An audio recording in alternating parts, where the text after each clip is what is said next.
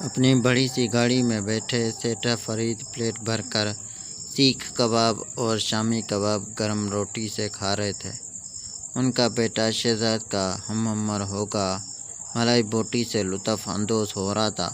وہ اکثر اس ہوٹل پر آتے تھے۔ شہزاد اس ہوٹل کے بیرونی حصے میں ویٹر کی نوکری کرتا تھا۔ کباب کی خوشبو شہزاد کی بھوک میں اضافہ کر رہی تھی، لیکن وہ صرف حسرت سے لوگوں کو کباب کھاتا دیکھ سکتا تھا۔ اپنی بڑی سی گاڑی میں بیٹھے سیٹھ فرید پلیٹ بھر کر سیخ کباب اور شامی کباب گرم روٹی سے کھا رہے تھے۔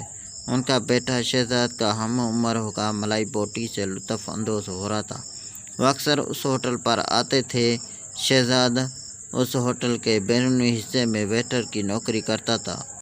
اس کا کام ہوٹل کے سامنے کھڑی گاڑیوں میں آئے ہوئے لوگوں سے آرڈر لینا اور ان کو کھانا فراہم کرنا تھا۔ شہزاد کا دنیا میں اپنے غریب چچا کے سوا کوئی نہ تھا جن کے ساتھ وہ رہتا تھا۔ ابھی اسے ہوٹل میں کام کرتے ہوئے چند مہینے ہی ہوئے تھے۔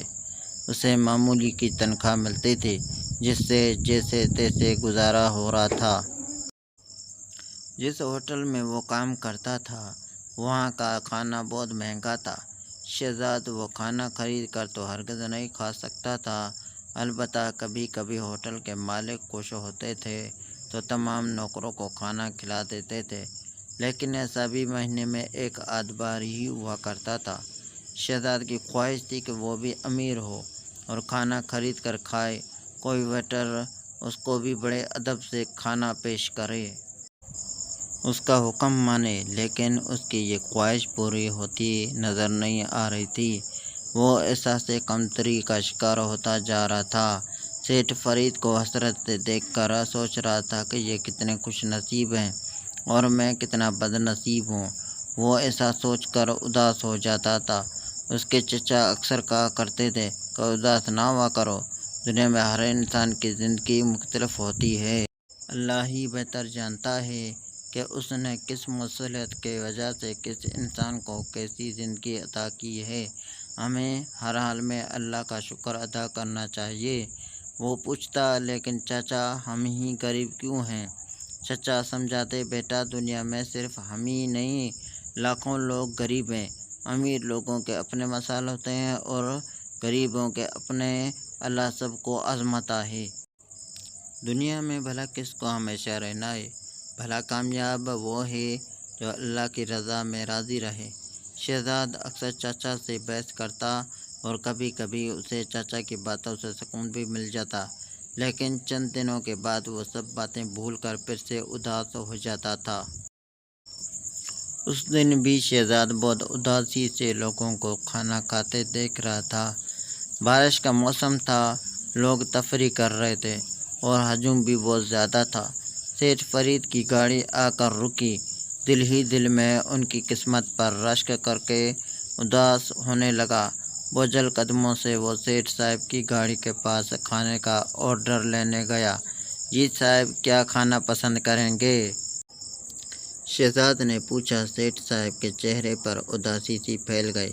بیٹا آئس کریم لا دو۔ شہزاد حیران ہوا، کیونکہ سیٹھ فرید جب بھی آتے تھے کچھ نہ کچھ ضرور کھاتے تھے۔ آج ایسا پہلی بار ہوا تھا کہ وہ صرف آئس کریم کی فرمائش کر رہے تھے۔ اسی دوران ہوٹل کے مالک، جو کہ سیٹھ فرید کے دوست تھے، وہ بھی وہاں پہنچ گئے اور کہا، فرید صاحب آج صرف آئس کریم سے پیٹ بھریں گے کیا؟ سیٹھ فرید کی اداسی میں مزید اضافہ ہو گیا اور گویا ہوئے، بس بہت کھا پی لیا، اب تو ہم صرف آئس کریم ہی کھا سکتے ہیں۔ وہ کیوں؟ خیریت؟ قمر صاحب نے حیرت سے پوچھا۔ کیا بتاؤں قمر صاحب؟ قمر صاحب نے حیرت سے پوچھا۔ کیا بتاؤں قمر صاحب؟ مجھے گلے کا کینسر ہے، فی الحال میں آئس کریم کے علاوہ کچھ نہیں کھا سکتا، ڈاکٹر نے سختی سے منع کیا ہے۔ سیٹھ فرید آہستہ آہستہ بول رہے تھے، شاید ان کے گلے میں درد ہو رہا تھا۔ شہزاد نے آنکھیں پھاڑ کر حیرت سے سیٹھ فرید کی بات سنی اور آئس کریم لینے چل پڑا۔ سیٹھ فرید اپنا حال بیان کر رہے تھے اور شہزاد کے ذہن میں چچا کی باتیں گونج رہی تھیں کہ اللہ سب کو آزماتا ہے۔ شہزاد کے پاس دنیا کی سب سے بڑی دولت صحت تھی۔ اچانک اسے لگا کہ وہ سیٹھ فرید سے بھی زیادہ امیر ہو گیا ہے۔